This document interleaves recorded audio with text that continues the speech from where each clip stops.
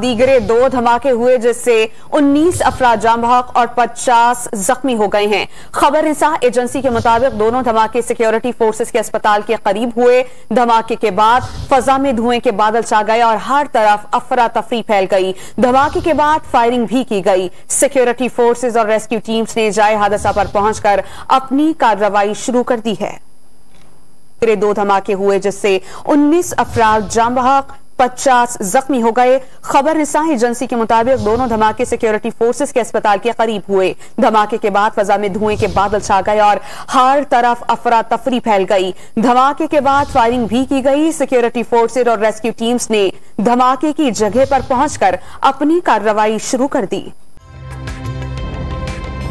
ताज़ा तरीन वीडियोस के लिए हमारा YouTube चैनल सब्सक्राइब करके बेल आइकन प्रेस करिए ताकि आपको मिले हर अपडेट सबसे पहले।